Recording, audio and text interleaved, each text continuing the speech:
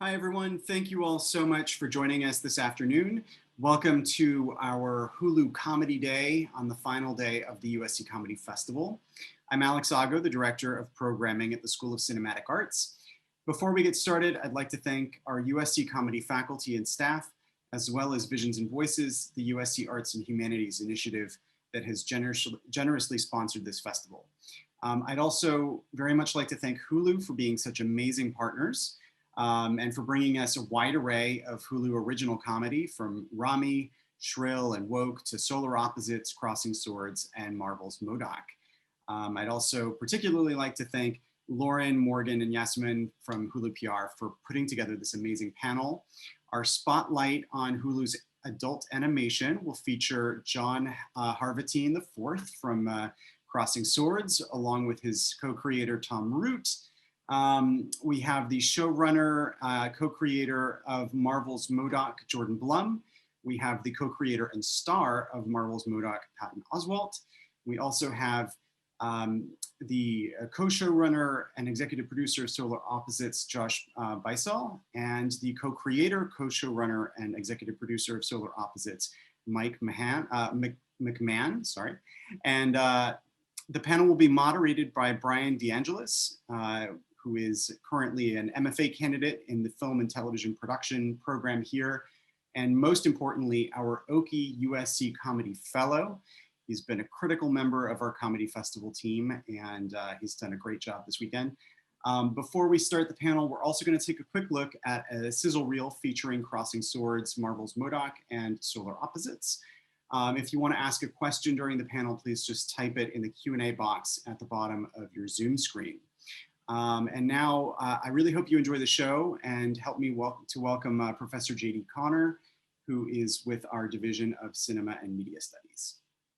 Hi, I'm J.D. Connor, as Alex just said, and I'm thrilled to welcome you back if you've been here for the last couple of days to the 5th edition of the USC Comedy Festival, our first all online version of it. But by being online, we're able to bring people to you from across the pond, from Toronto, and even from far distant Pasadena.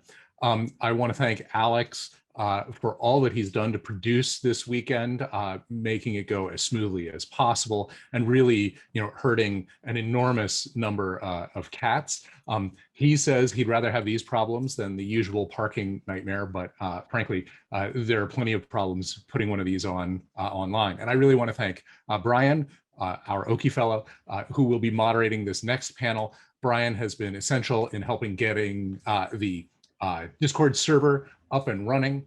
If you would like to chat along with the panel, you can drop into our Discord server. The link will be in the chat. This is the 5th of these specials. We wouldn't have gotten to number 5 without the tireless and unflagging support of Dean Elizabeth Daly and Visions and Voices, and I want to thank both of them. And also I want to thank the production and writing faculty who are essential to keeping the comedy, USC comedy going. That's Jack Epps Jr., Barnett Kelman, and David Isaacs. I, who am in cinema and media studies, am just happy to tag along. The program in comedy at USC brings together writing, directing, and cinema and media studies to help students develop new ways of discovering their voice, learning to produce comedic content across different media and in different roles. And if you are at all interested in that program, you can visit our USC Comedy website. It's registration season, so I hope you'll sign up for our courses in the fall. And with that, I want to take us back to the sizzle reel and then Brian's moderation of what is sure to be a terrific panel. Thanks so much for coming. Who's ready for the main event? Get excited, get pumped. You're gonna learn from the best. Time to change the world. Throw your swords in the air! Wait, bad idea! No time to waste. Let's roll. I'm gonna be the greatest knight the kingdom has ever seen! Everybody look! Patrick's got a boner! An execution is a sometimes treat, like ice cream and butt stuff. Right! Wait. Dicks, chicks, and guitar licks. Hell yeah! Guess who can suck it? I've got a date with a lazy river. I can smell time! What's up? Asshole! This is the greatest day of my life. Oh, shit. Launching now. Where are your masks? I didn't know we needed masks. Run! The solar opposites are going to jail. Get it? Whee! Nice. Oh, yeah! Let's ride. So long, Earth suckers. Ow! Heal, bitches! What could go wrong? You want to have some fun, sugar? No f***ing way. Attack!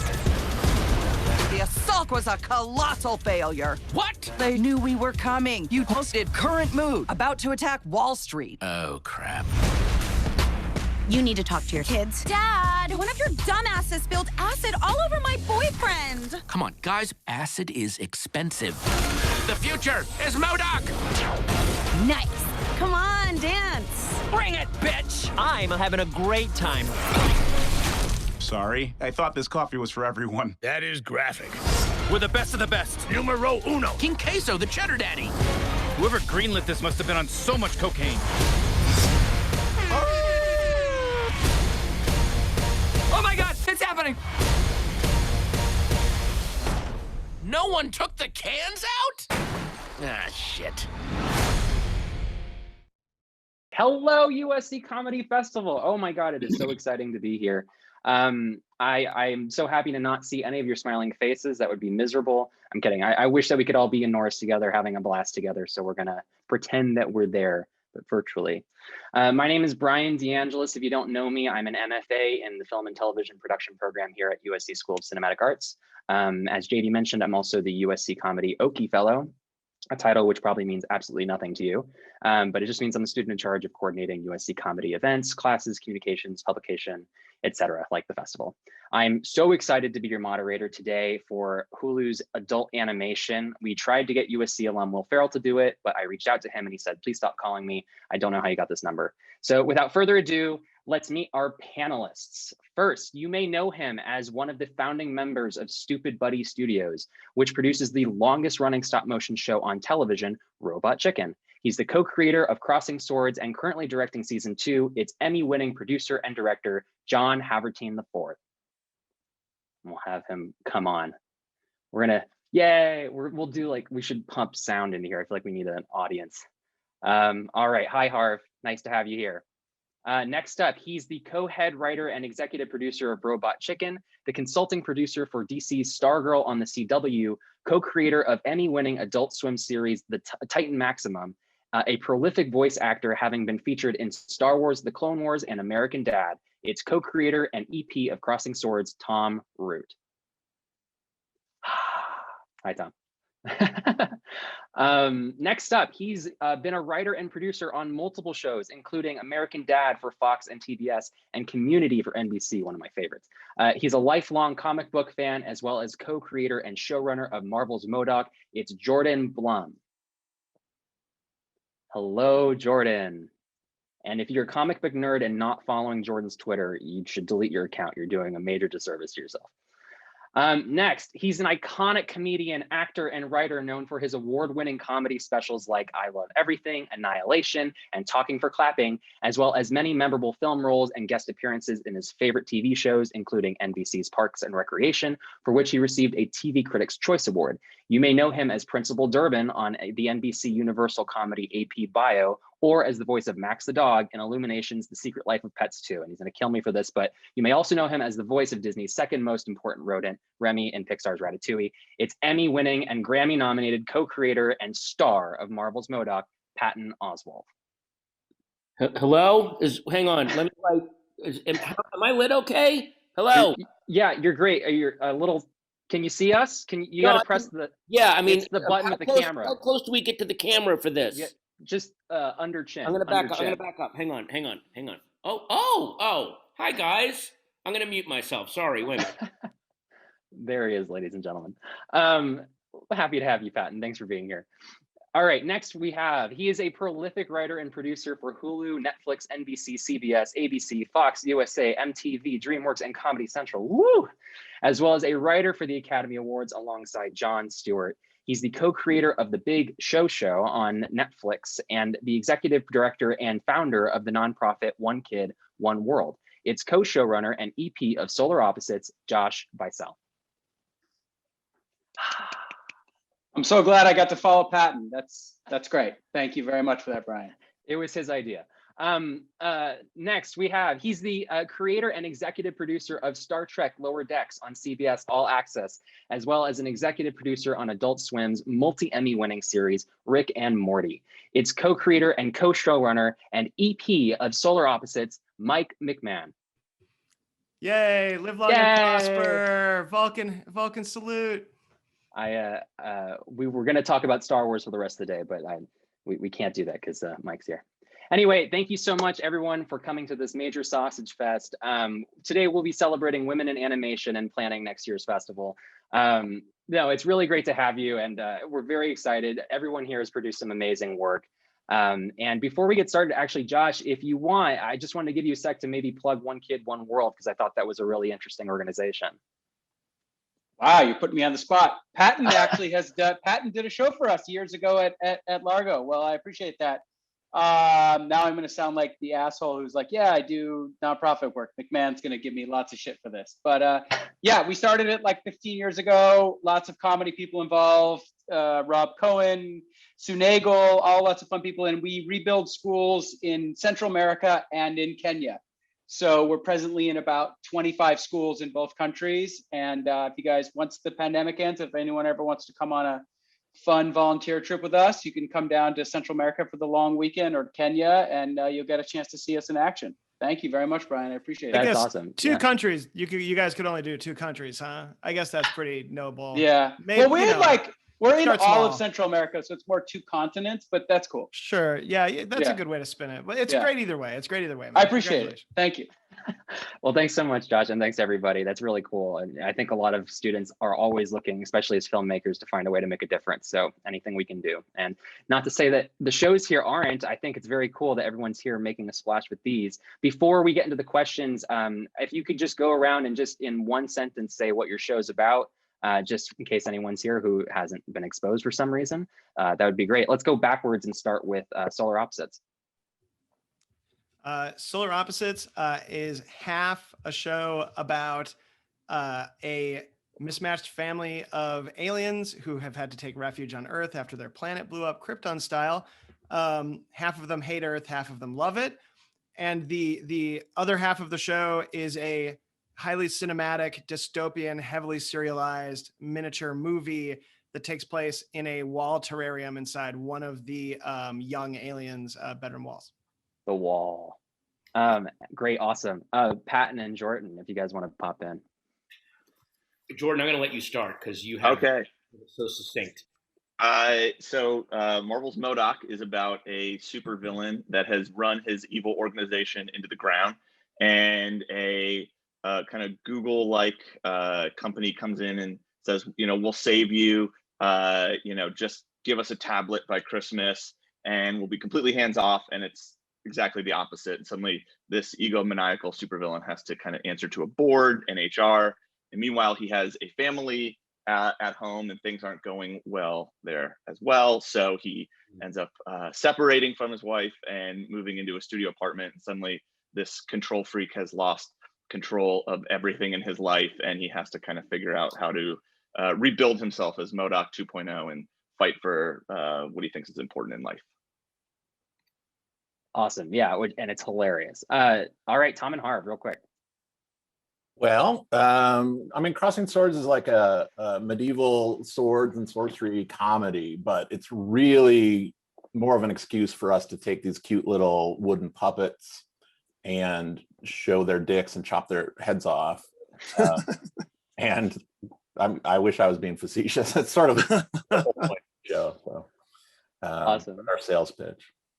Yeah, I tried to represent everybody today. I've got my Terry shirt and I've got my Avengers Infinity War hat. And then Tom and Harv, I brought a sword ? There you go. I looked online. I found like it was very difficult. I found like a Patrick Dragon tank top, and that was the extent of it. I think you guys should talk to Fisher Price actually and get some little characters going. That would be cool. But anyway, so we have a lot of questions today to get through, and not a lot of time. So we'll do our best here. We'll get fan questions at the end of the session here to see if we can get some audience participation. But just gonna ask some general things to get us started. So animation tends to be geared towards children a lot, obviously, but very little animation is made without the acknowledgement that adults are watching. Now, all of you have decided to make shows that are decidedly not for children, or at least not for children whose parents are paying attention to them. And so I'm wondering what about this format is attractive to you as storytellers, and what are some of the kind of the obstacles and advantages of putting your stories into it? Anyone can pop in.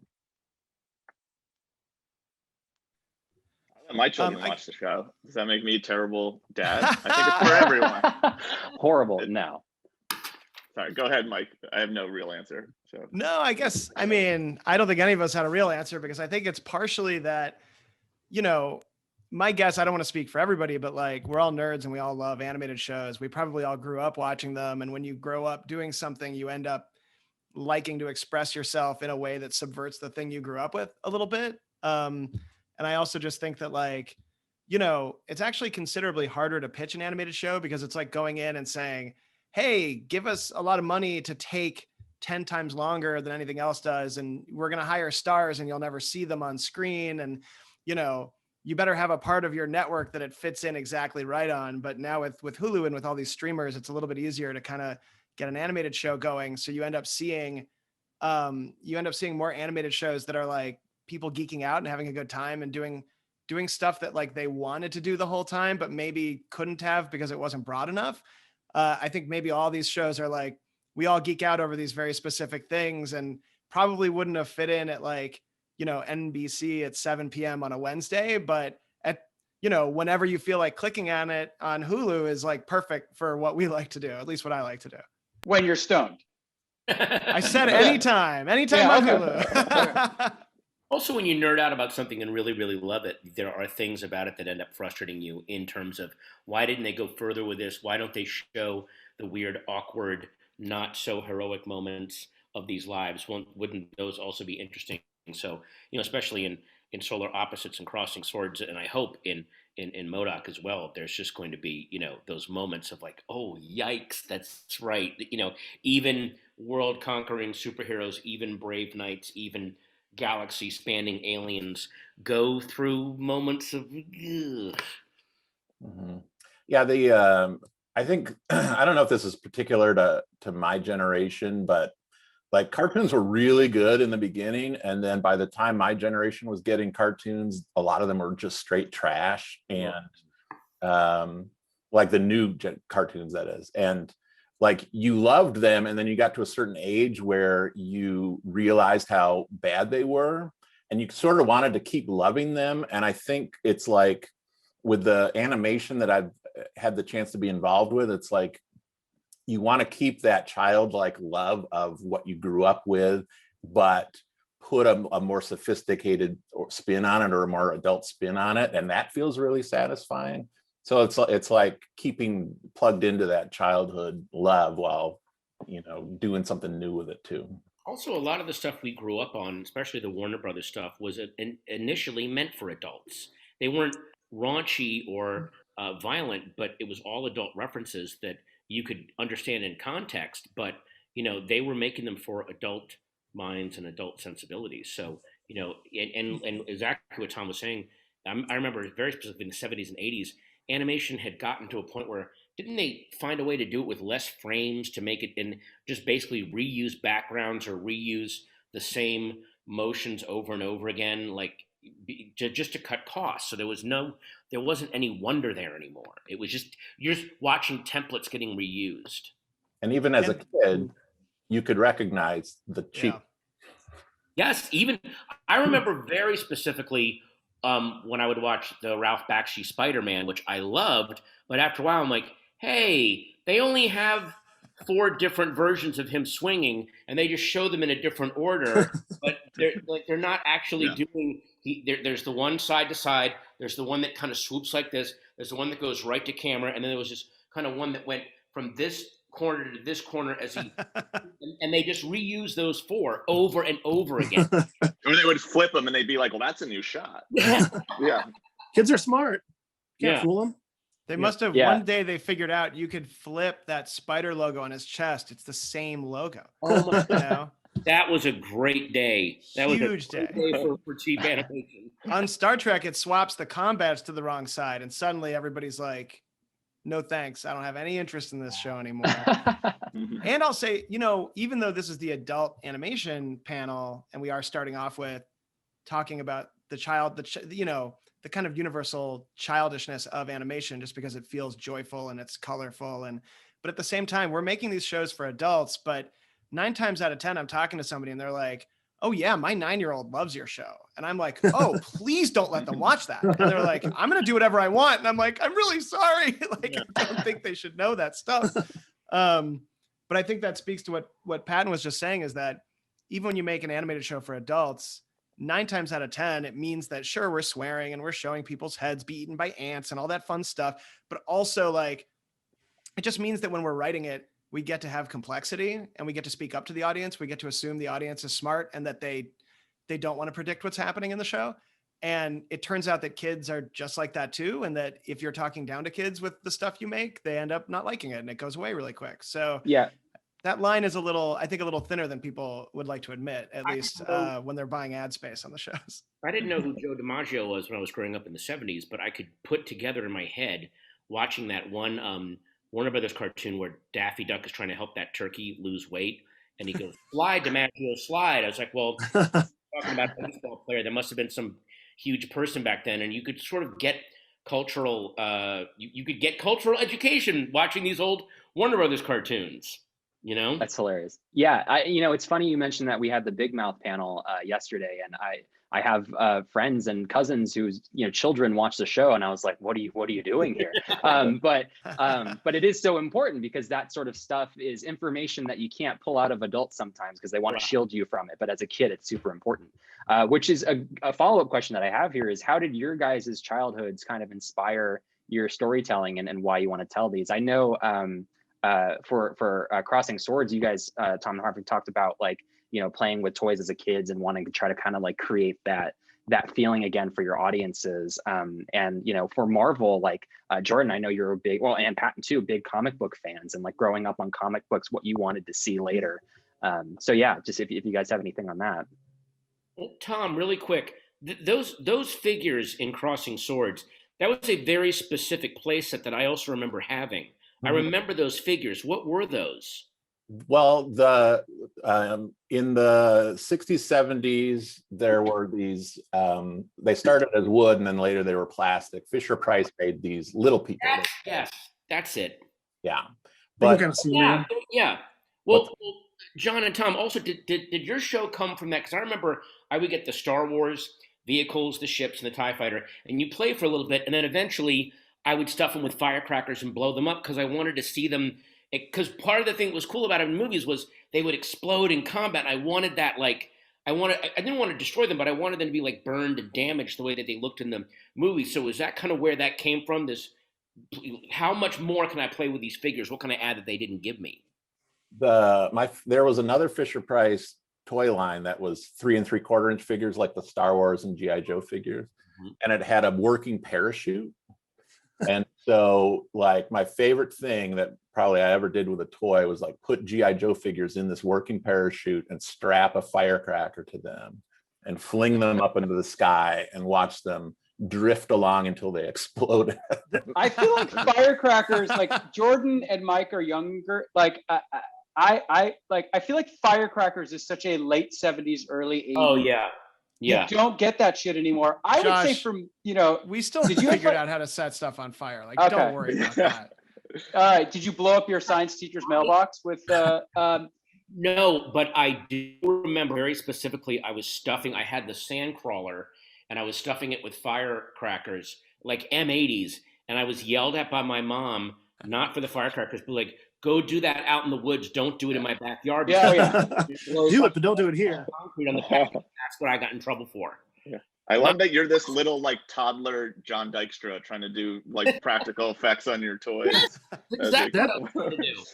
So that's I guess the step Toy of becoming Story. a man is when you take your toys and you start blowing them up. That's the evolution. You know, that's Yeah. what you need to do. Oh yeah, yeah. You know what I would say too is like being a product of a hilarious broken marriage, divorce, like that still breeds comedy to this day. Like being that generation of watching a shit ton of TV and having all of these references that you just keep in your head from the time you're like 8 to it never stops if you're a comedy writer. I think Mike and I get off, especially for our show, and your guys is like just the craziest references, and how deep can we go on something that 7 people are going to get? And you can't, having worked in network television for a long time, you can't do that, but you can do that in adult animation, and you can like, you know, we had a whole episode about the fucking lake house. Yeah, we had a Lake House episode. There was an episode where we referenced Existenz. Like, I like referencing nerd movies that even nerds don't know about. Yeah, you guys know. I mean, But- we did a whole episode where M.O.D.O.K is obsessed with going back to a Third Eye Blind concert, and like that you just know. cracks us up because it's like that's not what you're expecting like a Jack Kirby monster villain to do, and I think it's fun it grounds the world, right? When you're like, oh, these people have deep lived lives where these references mean something to them, you know, or we're pulling them out, right? In order to save money and time, because there was there's something massive we wanted to do that we realized we couldn't do with stop motion.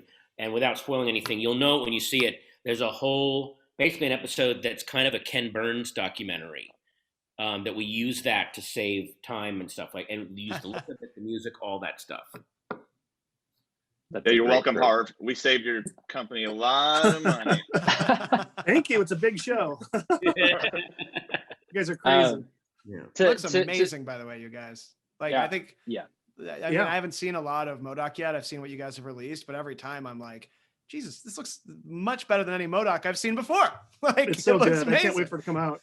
Yeah, thanks. Thank you, guys. Thank you. No, it's fantastic. I saw a couple of the screeners, and it's really, I mean, like as a nerd, but also as someone who's you know, just enjoying animation, it's a great style. And I want to talk about, I'm going to exclude Solar Opposites for just like a second. I'm so sorry, guys, but I got to talk about stop motion. But then you better talk about characters that have no butt. We have, okay, our characters have no it's butts. the rest of the show. The Crossing Swords guys, they might not have no. Well, go ahead. Yeah, they don't have. It's inclusive. Okay, so you know, stop motion animation can be very meticulous and time consuming, and especially for television. I mean, it's kind of it's like a double dog dare. But I know you guys for Robot Chicken have really pioneered the space for TV and done a lot of work on it. And you know, M.O.D.O.K 2, you guys have been working with it, and with streaming, like the demand for content is like out the roof. So what are some of the like evolutions of technology that's allowed you to use this format, and why the masochism? Why was it so important to you that you made stories this way? Well, I mean, Harv can speak to this a little bit more than I can, but it's not too long ago that stop motion was being shot on film. Yeah. And it was being shot more or less blind, where you couldn't see the frame that you had just shot. And like even when we were starting Robot Chicken, there were like brand new technologies like Harv, remind me what I'm talking about, but Yeah, like where you could preview the thing that you saw and match it against the thing or just shot and match it against the thing that you're about to shoot, and the animation got so much easier. And yeah, it got a lot cheaper too, because like in the late 90s with like Gary and Mike and the PJs, that was all shot on film. And the cost of the film and the way stop motion is so hard to do, it just wasn't very affordable for TV animation. But Robot Chicken was one of the first shows to be shooting on digital. And it's the digital pipeline that really made the show affordable to do as a TV show. It's remarkable. And then being able to have a reference, having the monitor, seeing what you're doing, you're able to make animation quicker and faster and not have to like hold stages up for days. That's really part of it, is just being able to reference your stuff immediately. I came from a 2D background, having done American Dad, which I just missed BYCEL on, I think by a year, unfortunately. But so it was a whole new world for me to jump to stop motion, and I was so won over by Harv's partner Towner had been working on creating this this handheld aesthetic using these motion controlled rigs, and it really lent itself to the comedy of what we were doing, which is kind of a behind the scenes story of a supervillain, you know, of his life at home or his life at work. And it really made it feel kind of cinematic. You know, we've got to play with depth of field, and the camera's constantly moving and shifting. And it was just, we were able to kind of push the language farther than I had ever seen it before. And that's really exciting, because in stop motion, that hasn't been done in a TV show where you have the camera, like a reality show, constantly moving around, because that means every frame you got to be moving that thing, and that's really hard to do. So we're able to figure it out, and it's really exciting. It makes the show feel really fresh and just like a different perspective in animation and in stop motion. So I'm excited for people to see it. Yeah, it is very exciting. And like the mockumentary style, I was blown away by it. I was like, this is so far above and beyond, because I grew up on Robot Chicken. I mean, I grew up watching it like religiously at like, you know, midnight hours of the night that I should not have been awake because I was doing homework. But I loved, I love that animation style, and seeing it grow is really cool. But just to see how Brian reminds us how young he is. Yeah, I saw that. Didn't Robot Chicken come out in like 4 years? Like he's like doctors prescribed Robot Chicken to be played in vitro to make sure kids knew about stop motion. It was one of those late night brainwash shows that they showed kids. But no, thank you guys so much for talking about that. I know it's really cool. And I actually just want to say real quick, Mo Marable from Woke at the panel just before us gave a big shout out to Stupid Buddy for helping out with the talking objects, which I thought was really cool. Awesome. Yeah. So thanks it's cool. Everyone's working together. It's a small We're all town. over the place. Yeah. Just to bring Mike and Josh back in, I do want to talk a little bit about the family setups of these shows, which I think is really cool. Historically, a lot of adult animated shows are like traditional American families. I mean, like The Simpsons, Family Guy, South Park, American Dad, Bob's Burgers, even Rick and Morty to some extent. But all three of these shows have very unconventional families. I mean, like not very, but like they're different. It's different than we've seen in a lot of shows past. And I'm wondering what the decision behind that was and how it's influenced your storytelling, because it's cool, it's fun. With Solar Opposites, we knew we wanted to do a show. When Justin and I were pitching it, a big part of it was we were doing it concurrently with Rick and Morty. We wanted it to feel really differently, and it was originally based in, like, we wanted it to feel and look like a animation domination show, which also just looks like a family sitcom. And then the second you start watching it, that starts falling apart. Like your perception of it starts being sort of used against you narratively and with comedy and with character. On top of that, part of our kind of weird family on the show is that on a billboard, we wanted it to look like it could fit in next to Bob's Burgers, and you would think you knew exactly what the family was, but our family isn't from Earth.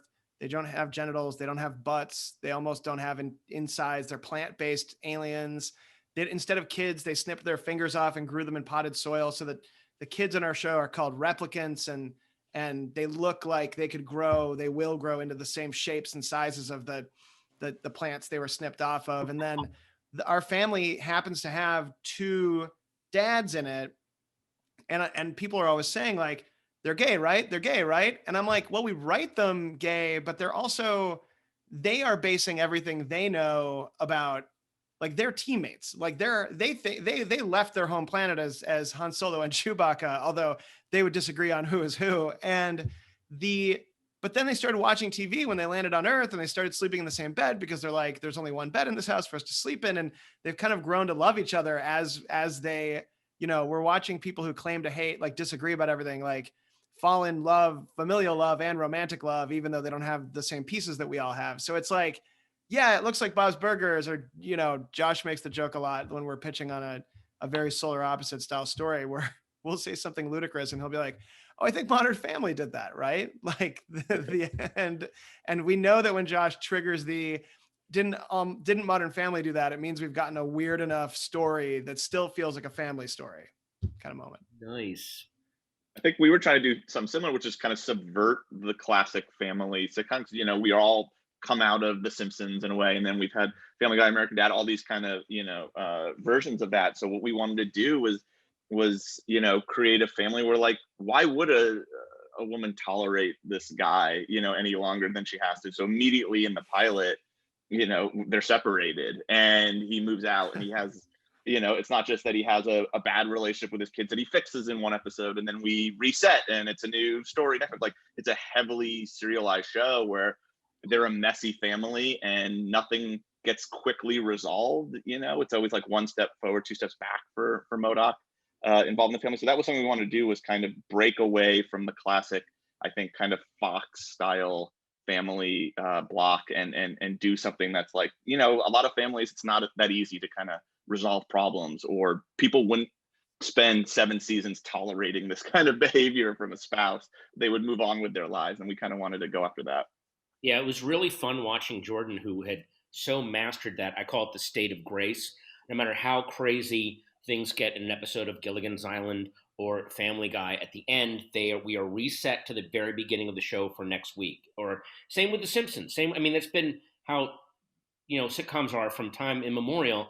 And for seeing Jordan go, no, we're gonna set up a structure and throw it out in the first episode, and it opened up so many new story areas for our writing staff. Like, you saw them, everyone was in unfamiliar territory, and it made it so much more exciting, because even our hero never has solid ground to stand on. Everything keeps changing for him, and it just made it way more fun.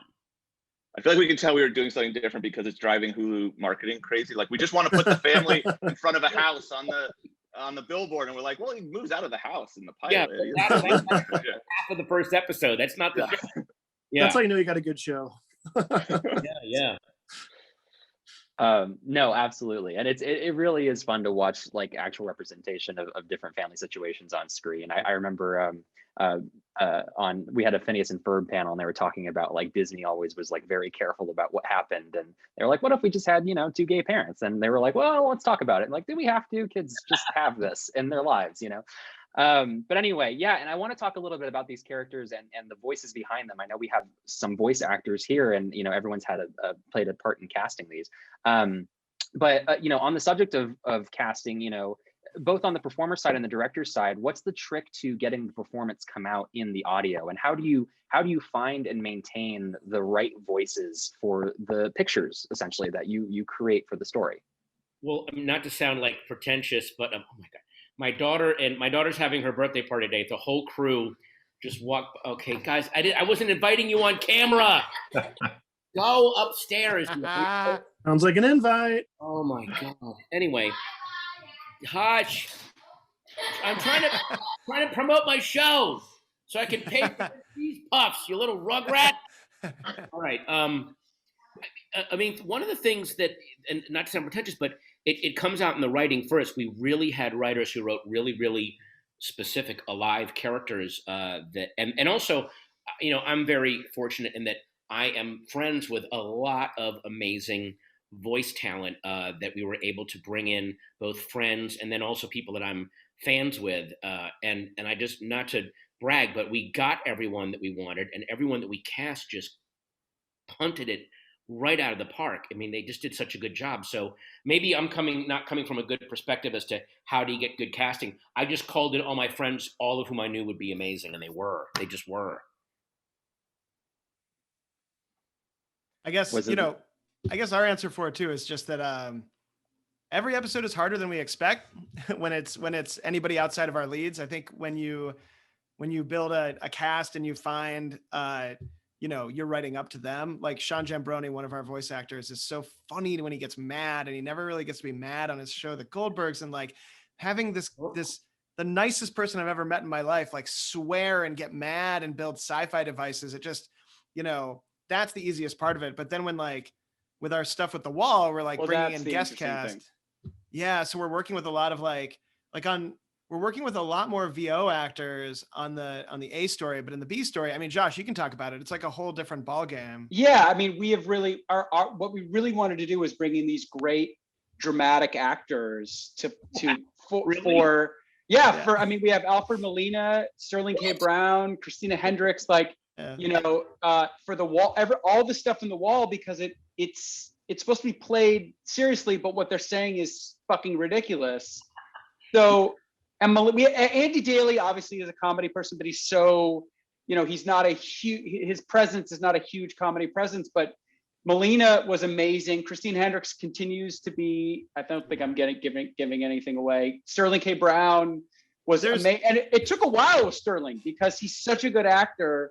Yeah, but we couldn't make him act bad enough. Yeah. For our show. And anything Sterling K. Brown says ends up sounding like the coolest shit you've ever heard, with a lot of gravitas, kind of. And like, sometimes we'd be like, well, we better rewrite this line because people won't realize we're joking at this point. Because like, even when he's goofing around, it sounds amazing. But then when you're jumping between Justin Roiland and then a scene with like Alfred Molina, and it's like when you get out of the pool and then you get into a hot tub and you go back because you're like, oh, it's going to be extra cold. When like, it's that kind of like that kind of fun, you know, in an episode when we're jumping back and forth. Yeah, Tom and Harv, actually, you guys have a lot of what I think are kind of dramatic actors in your show, which is very interesting. You would think, yeah. I mean, Luke Evans can kind of do anything. We cast him on Robot Chicken just because, like, we thought, well, let's see what he can do. And he ended up playing a creature from the Black Lagoon as Eddie Van Halen in a Hot for Teacher video. And he also had to sing. And he's such a great singer. And he does all these different voices. And it turns, I mean, he can just sort of do anything. And so he'll sort of come into the studio, and it's like the week before he was singing in front of the Queen at some benefit, and he's doing our dumbass show. And so we sort of like really lucked out locking him down for the King. But like Nicholas Hoult, not known for comedy, but he's so good he can just sort of do anything. Yeah, he's great though. Like he does, but that's amazing that you tapped into him. Yeah, we auditioned him in the booth, and it was sort of like, well, you're so good, we're going to use you, but let's figure this voice out. Right. And on the day, we were like, well, let's make him. We think Patrick is going to sound American. And Nick was like, well, you should have given me a little warning. Yeah, it really threw him off. That accent is hard. Yeah. It's great because he's such a confident person, but with that accent, it's a little vulnerable, like Patrick. So it was like we found this magic with him. And so, but he just sort of, he did the vulnerable American accent because he's sort of finding his way through it. And that we were like, wow, that's Patrick. He is not sure of himself at all. And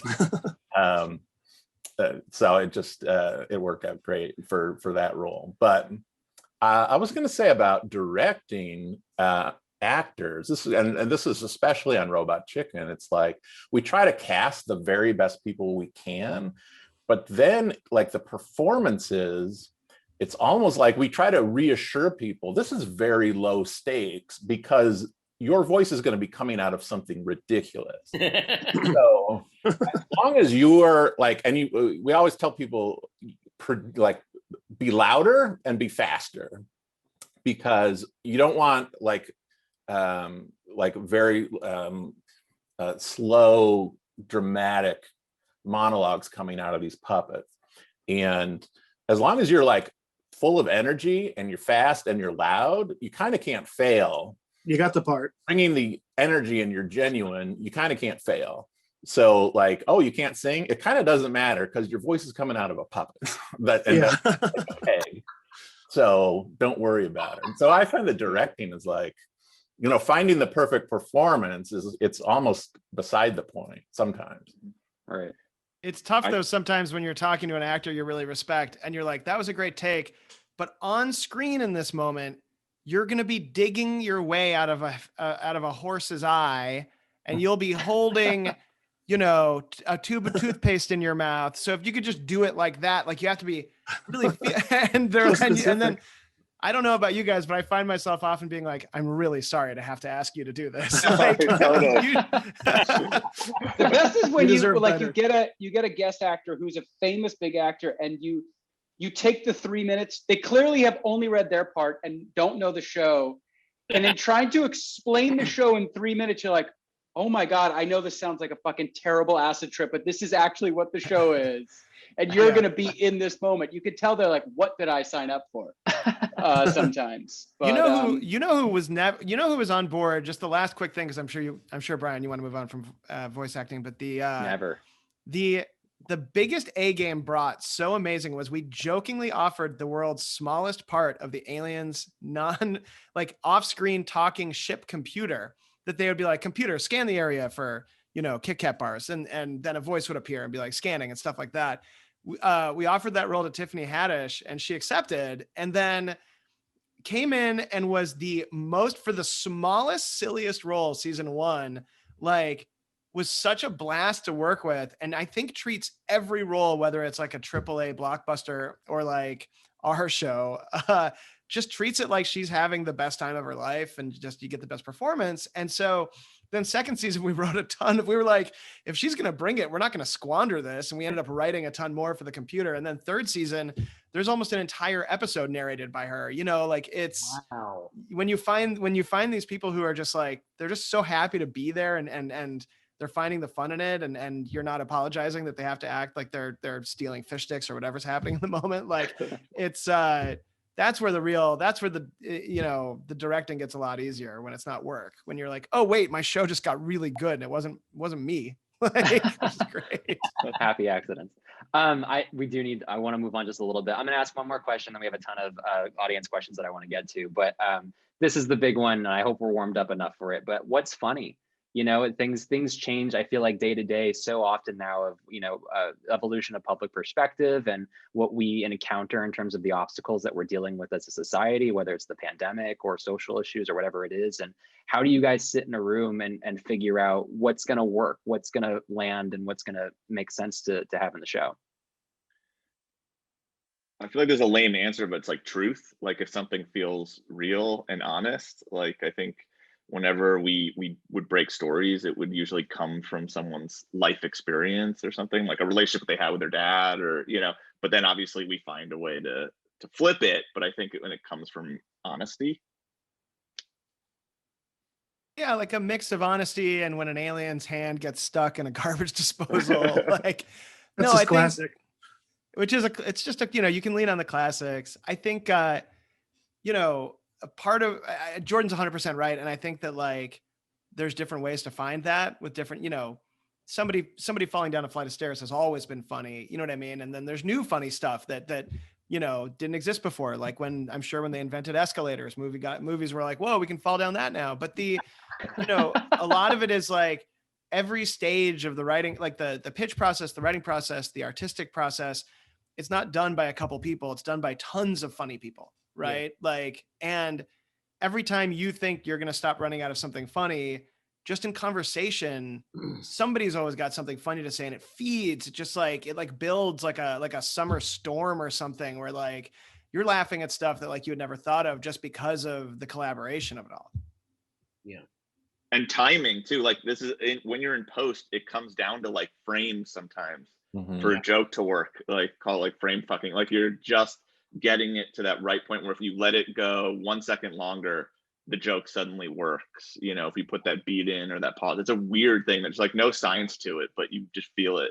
A lot of editors are better comedy and dramatic writers than comedy and drama writers. Yeah. They find that out very, very quickly. A cut can change a scene, make it 1,000% better. Thank God. Yes. That cut you watch before it's been edited, where you're like, oh, I'm never going to work again. And then 1 day later, you're like, never mind. I wasn't crazy yesterday. It's going to be fine. God bless editors. Yeah. And I noticed that a lot of these shows are also very fast paced. I mean, it seems like the older the show is intended for, the more like an Audible book on 3x speed it becomes, especially with Rick and Morty and Solar Opposites. I mean, you guys, sometimes watching that show, I'm like, I could digest the whole season in 5 minutes. And it's funny because I don't think Josh or I are what's funny, saying something as fast as possible. I mean, I guess maybe once or twice, but I know that for Rick and Morty and for Solar, we both run into the same thing where we're telling these slightly more complex adult stories in a slightly more complex show, but you don't get a slightly more complex budget for it. So you have the same amount of time to tell the same amount of I'll watch a Disney show with my kid or any animated kid show, and I'm like, wow, the entire plot of this 22-minute show, I would have to get done in half a page at the opening of an episode, just so that we could get on to the bigger story. And I do think the speed is part of the complexity. And I also think like we're all being super, like we're in a weird era where you can, like it used to be that super specific jokes had to live like in a zine or like in a magazine or something where it was like, yes, I like comic books, so I will read a joke in a Wizard magazine and I will understand it because they don't have to explain who Venom is to me.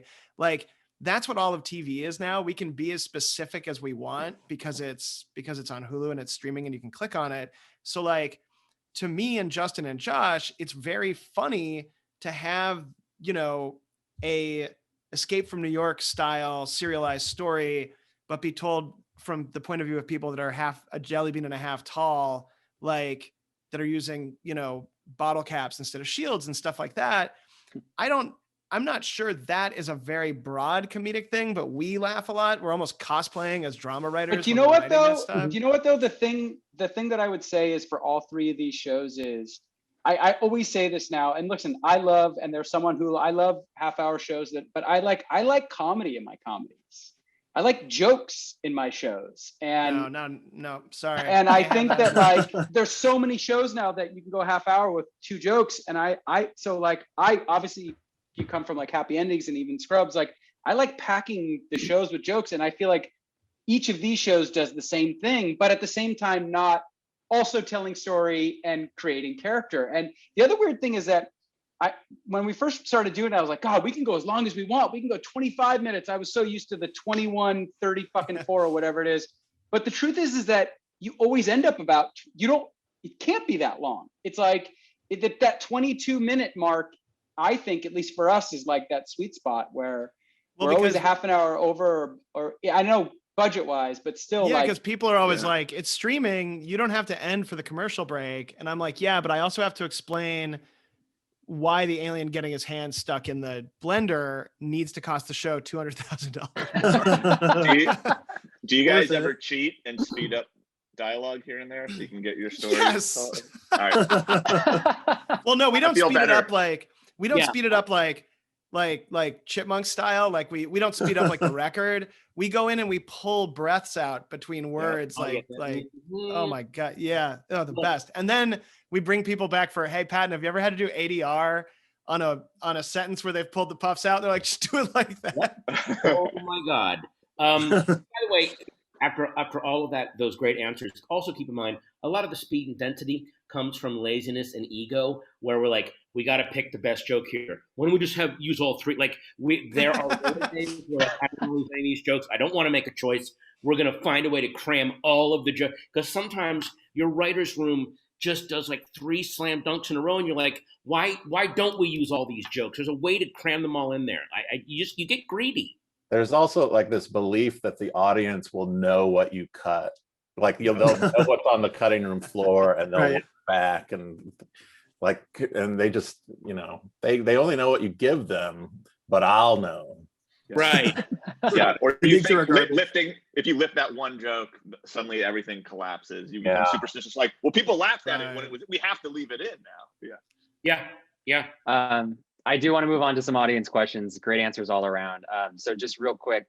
So this one's from Josh Powell, who's an MFA student at USC. And he said, when you come up with a humorous or comedic concept for a show, at what part of the process do you know animation is the right medium for it? And do you ever feel the need to tailor certain jokes for the animated format?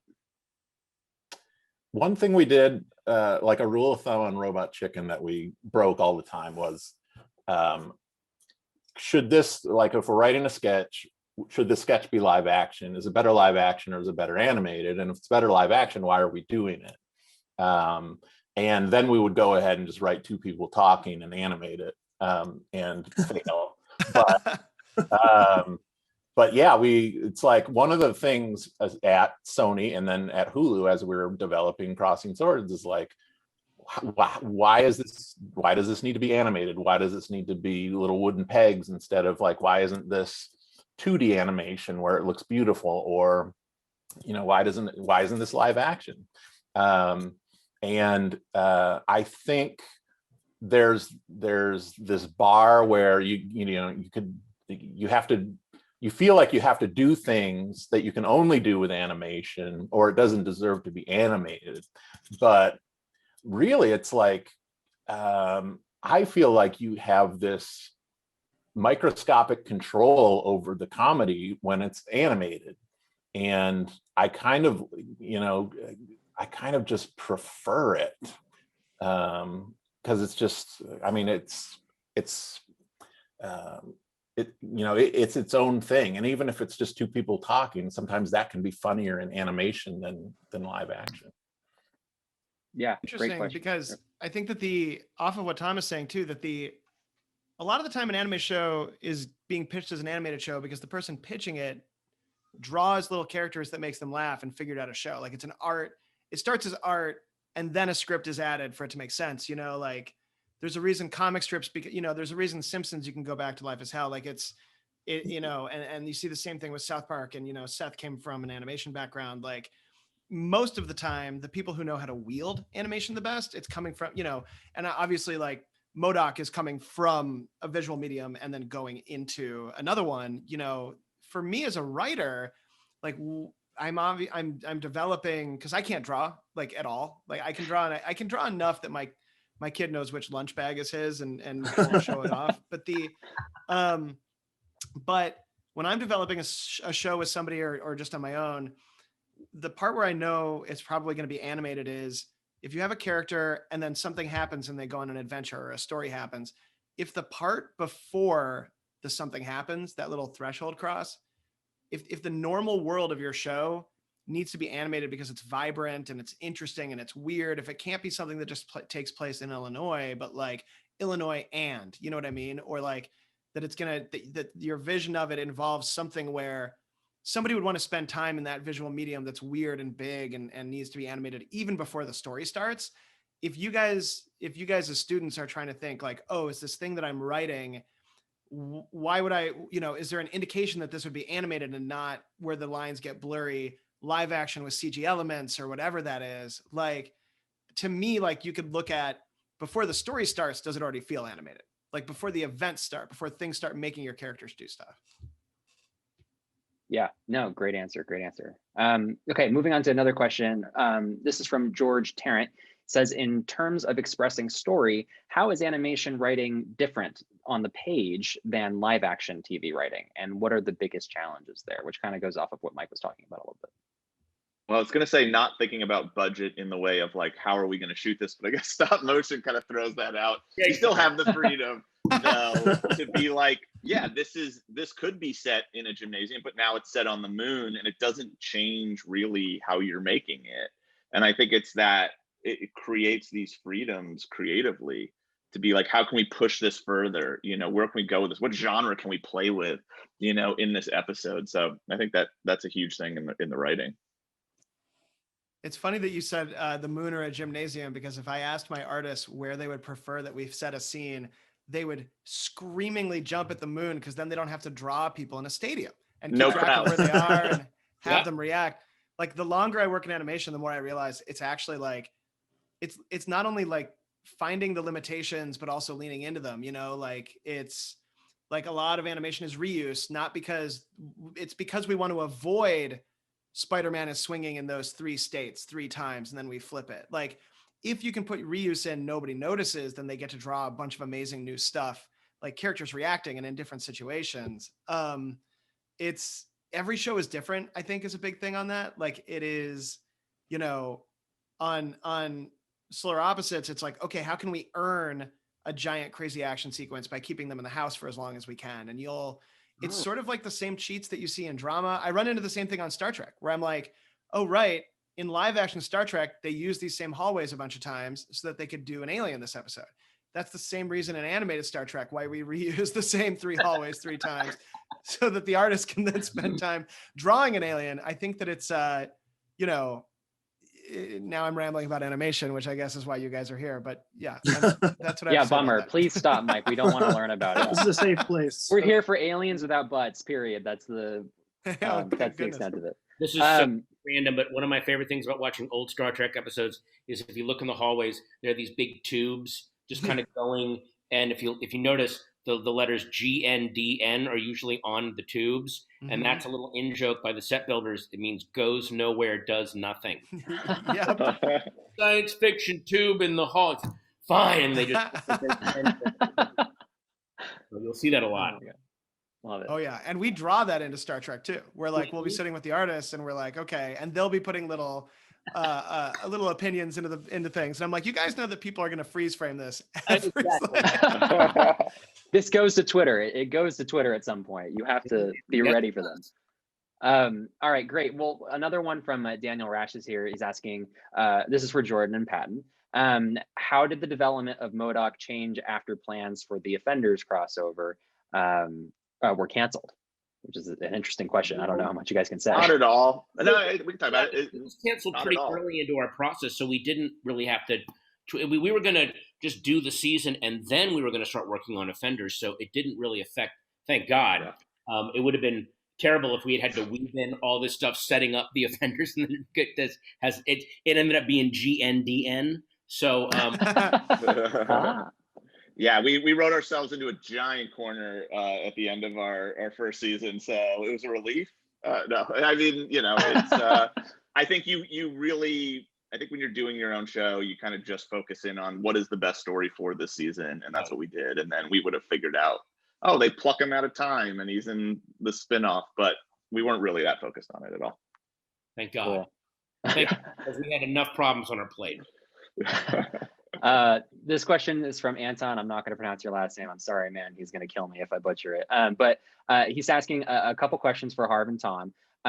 What was it like to step into the Simpsons universe and direct a pair of couch gags a few years apart? And he said, I imagine you two were longtime fans of Growing and Brooks. And what was it like to collaborate with them? Which, yeah, I mean, that's kind of cool, huh?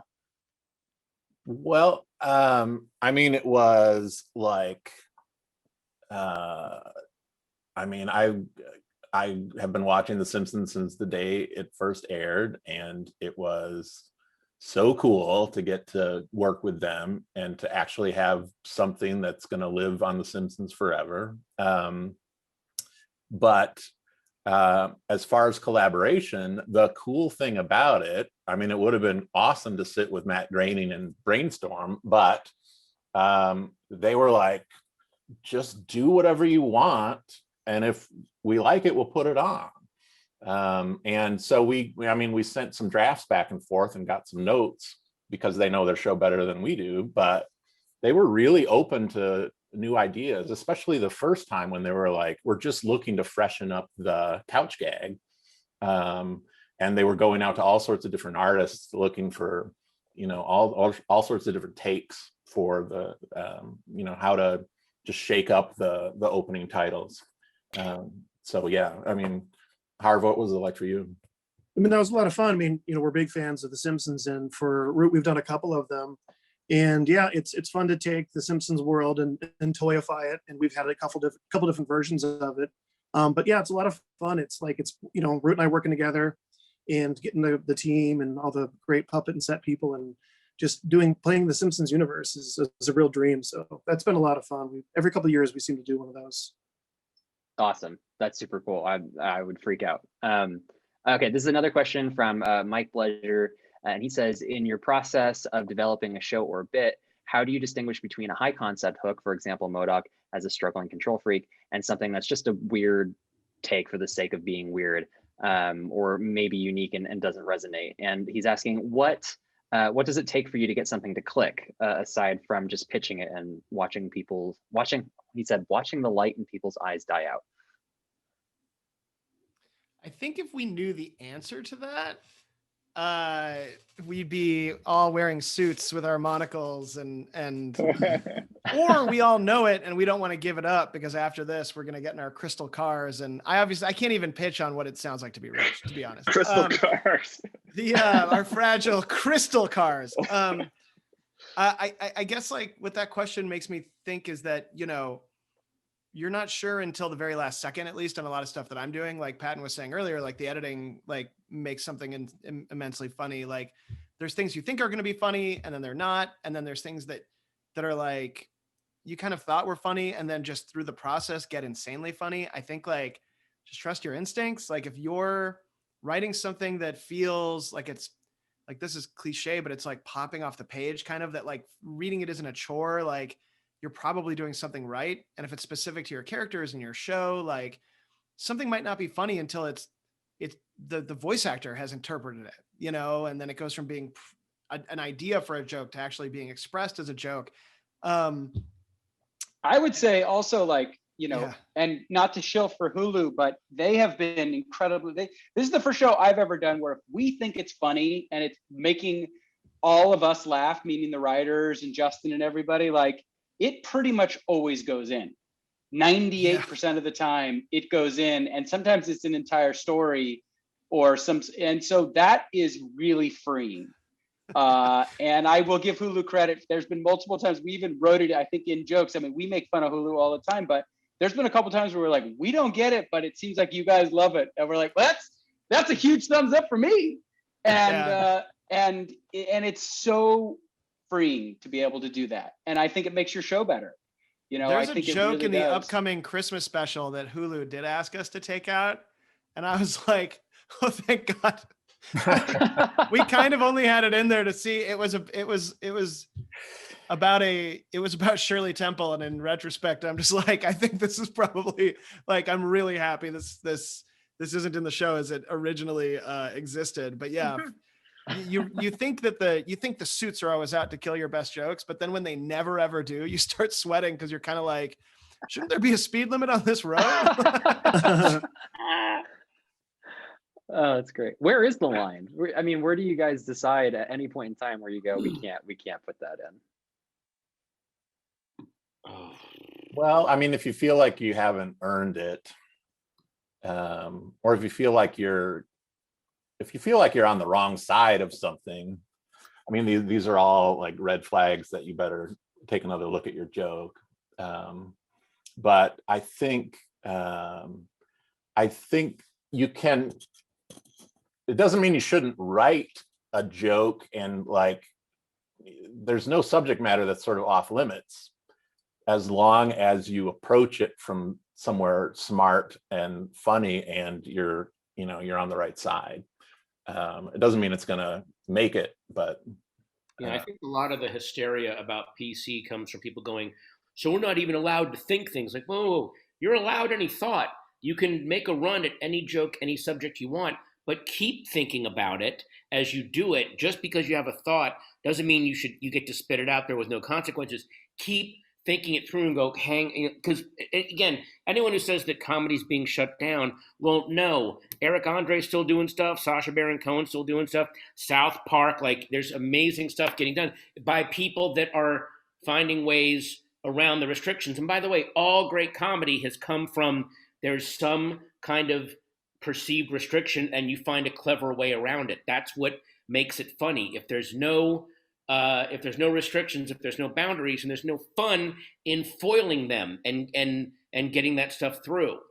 And it doesn't have to be, I mean, our shows, especially Solar, pushes it to the limit, but I mean, Mike and I, it's funny, we weren't in a room all together, but we all discovered shows together. And like Ted Lasso was a show that Mike and I first started watching. And then I just kept saying to everybody, it's a goddamn delight, is what the word I kept using. But that show's doesn't push it and is very sweet, but is really fucking funny. And is just, it was like, it was just it sounds cliche to say, but it was such a breath of fresh air to be like, oh, you can also make comedy out of this kind of thing too still. It's also really, really real. As refreshing and positive as it is more truthful than a lot of shows that set out to go, we are going to give it to you raw. And a lot of times when people take that tack, they're looking more at trying to be shocking rather than you can actually capture the truth without some truth has no shock value to it. It's just truth. So they're confusing the idea of telling the truth with shocking people. They don't all the time go hand in hand, and you got to be able to tell the difference, or it gets tiresome. And then what's the most dangerous thing? If you're always looking to shock, eventually it becomes not shocking and it becomes boring. Yeah, and if you're making up a game, like all the shows we're making, they're games, right? Like we're making up our own rules, whether they're character based or story based or whatever. But like if your game has no rules, like if the networks aren't giving you rules and you're not being told rules, you're gonna have to make your own rules. Otherwise, there's no fun being had. So like you sort of find these intrinsic things, and the only rule that Hulu has given all three of our shows is we're not allowed to make fun of Lexus. And I think we're fine with that. Lexus has great cars, and we are required to say that once an episode. Amazing products. All our characters drive them on the shows. Well, we didn't get Lexuses. Yeah. I wish. Can you imagine a crystal Lexus? My God. Matters so beautifully. Get on it, Lexus. Okay, great. Well, okay, we'll do a couple more here and then we'll wrap it up. But this one is from Dean Morrow, and I might paraphrase this a little bit, but what are showrunners looking for in comedy staff writers, and where are you finding them, I guess? What do you like to see in their reels and their portfolios and everything that they have to bring to the table? And they said, can a strong pilot be enough? Do you want short form content? What sorts of things are like green flags and pluses? I don't think the length means anything anymore. I think we're at a very much at an anything goes. If you can show your personality and storytelling skills in an 8-minute piece, that's just as valuable as a 22-minute pilot. Remember the classic Warner Brothers cartoons, which Martin Scorsese studies in terms of efficiency and storytelling, those were 7 minutes long, and he was like, they were able to build characters, build conflict, bring it to a resolution in 7 minutes. That's insane. So like he's always remembered that. I think it's points of view and voice and life experiences that are different and are going to add new stories that are fresh to the room, that it's not the same people with the same life experiences kind of repeating themselves. So it's finding humor in, from a voice that's unique. And just from a very basic perspective, it's, as a showrunner, you read so many samples, and it's like this droning kind of by the numbers joke telling after a while. Like nothing ever pops if you read enough samples in a row. And it's like you just want to read something where you're surprised and you laugh and it's genuine, and it's actually like, it's not funny. It's funny in a way that's surprising to you, I guess is the best way to put it. Like you read a lot of funny samples, but they're like predictably funny and sort of fit a certain mold. Yeah, not to get too into the weeds, but if you're talking about the staff writer level, that's the lowest level. I think what you're looking for there is somebody who has a voice, somebody who can tell jokes, but like that person is supposed to come in and listen and learn and fill in the gaps, right? Like when Mike and I are looking for a staff writer, we're not looking for someone who's going to come in and break story or do it. We want them to be able to write it. I mean, yes, but not lead the breaking of the story. To get out of their own way, I think. We want to free people up to be like, you don't have to be the whole meal.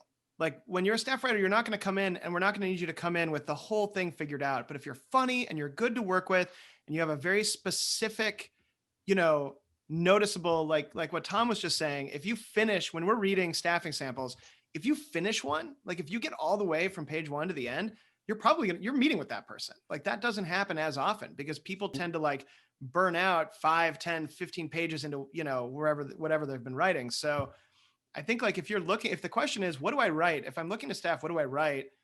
Don't write what you think people want to see, because there's 50 other people who have done that math and we can't tell anybody apart anymore. And I personally don't read scripts based on other shows. I think every Simpsons is going to sound like the voice of the Simpsons. Like for a new writer, we need to know what you think is funny. Don't try to give us what you think is funny in our show. If we're hiring a staff writer, it's because we want to evolve the show, and maybe you've got new funny stuff that would change it and add to it. I mean, these guys will disagree with it, but like, I would write a script that isn't 30 pages. Like let that first number be a 2 if you're writing for a sample for an animated show. If you can tell a whole story in 29 pages and like it's funny and that tricks me into finishing it, like I'll be tricked by that. Like that would stand out to me. Yeah, great advice.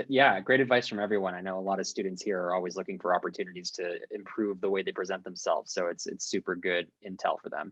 And me. I'm a student. But we're running out of time, so I just real quick, just to go around and just for fans and friends of the shows, if everyone could just talk about their favorite bit from the show, their favorite little bit that got in there, and why they're happy it's on television. I mean, Josh, I'm going to jump in on this because you all know this is true. I was watching a show with my wife when we were writing season 1 of Solar Opposites called Outlander, and it's awesome. Like, it's a really great show. I was really surprised. It didn't sound up my alley, and then watching it with her, it's about a nurse who travels back in time in Scotland and then gets her ass eaten out by a Scottish warrior for like 8 episodes in a row, and then they fight with swords. And I kept demanding in the Solar season 1 room, somebody has to get their ass eaten out. I see it every night on Outlander. And we got it. We got the teachers of the 2 kids in the show to be caught eating each other's asses out in the cafeteria at the end of the first season. And I went home so proud, and I told my wife, I got an thank you. And I was like, I got an Outlander reference into the show. And she watched it and was like, where was it? And I was like, it was the ass eating. So that brought me a lot of joy. I was, for some reason, first season, Justin really wanted to see somebody get their throat slit east to west the whole way. He was adamant that was important to him. And I really wanted to see ass eating. And then we were like, all right, Josh, co-run the show. I mean, in our show, and the clip's already out there, the animators went berserk with this mad scientist fight between M.O.D.O.K and Monica Rappaccini. It is a Buster Keaton level, just one-upping themselves in terms of insane tech and violence and hilarity all in one. It's not joke-driven. It is all visual, set up, punchline, and it's amazing. It's an amazing sequence. I think for me, Pat, it's in your episode that we had that John Daly is one of the funniest people in the world, and he's also like a utility player where he can do like 100 different voices, and you just kind of let him go. It's like trying to steer a rocket, and you just kind of get out of the way. Yeah. And he did a bit where his character is a robot who can turn into things. So he is a van that M.O.D.O.K is riding around in with these friends that he makes, and he keeps trying to be a part of the gang, and M.O.D.O.K like shuts him up. So he turns into the radio, and he does like a one-man like Zoo Crew show where he does multiple voices, and then he gets confused if he's the caller or the radio host, and he like works it into the bit. It goes on for like 5 minutes. It's like one shot where you're just watching everyone's kind of reactions, like, when is this guy gonna shut up? And we were able to keep the whole thing just letting John go, and it's one of those like beautiful moments in the booth that you're like, I think this is magic, and then it ends up in the show. That's awesome. This is going to be very different from Harv's favorite, because we have very different likes and not even on the same page. No. My favorite joke from season 1 is this. It's sort of because it's the worst joke in the show. We have this killer who's being put to death named Charles Reinhold, and the episode is about the death penalty, and our hero doesn't want the death penalty to, he thinks it's immoral, but it's good for ratings, it's good for the king's popularity, so they're going to put Reinhold to death. And Patrick gives this long monologue, and it ends with the line, and after all, who are we to judge Reinhold? And that joke is invisible to almost everybody, because our audience and everyone in the studio is like younger than me. They don't know who Judge Reinhold is. But I love that so much. Yeah, that's great. And like when we wrote it in the room, and we're in the room, we were like, this is hilarious. We've got to take this out of the show. And we kept it in the show, and I'm so happy it survived. And every time I see it, I'm like, oh, we got it in. And I know the audience is just oblivious to this joke. It is pretty funny. It just kind of plays so straight, and it's just so weird. Yeah. I've always been like, I keep, because in animated shows, there's so many establishing shots. And I remember on American Dad, I would pitch this all the time, and I still pitch this all the time, of like, how come we don't have an extra joke like, how come an establishing shot of the house, like a tree trimmer just doesn't fall off and die, and we never talk about it? But one thing we have done along the lines, the same thing you were saying, Tom, is our mall is called the Gretchen Darth Mall, which no one has brought up. And then second season, which was my favorite joke that most of our staff didn't get it, that the junior college they go to is Louis Gossett Junior College. And that was a joke for no one under the age of 48 years old, I don't think. But that's just the kind of that stuff you can do in animation all the time, which makes me laugh. Harv, did you have one quick, last one real quick? Yeah, one of my favorite jokes is in one of the first episodes is when Patrick gets hit in the nuts. And what I love about it so much is they say nut shot and he gets hit right, in the nuts. But it's a great, because you do a close up of it's just a peg. It's like a little painted underwear or a little painted suit on a peg. And I love that so much. Like, it's like he's feeling the pain that we would feel that he's just this dumb little peg. So that kind of sets the tone to the show that the stakes are real and everything hurts, even though it's just this painted little piece of wood. That's awesome. No, it's a great gag. I'm so excited that all of you were able to join us tonight. It's absolutely incredible to have all of you in the same room, and I want to thank you so much for taking the time to talk. It's really important to the students and to everyone here. So thank you so much for being with us. I really appreciate it.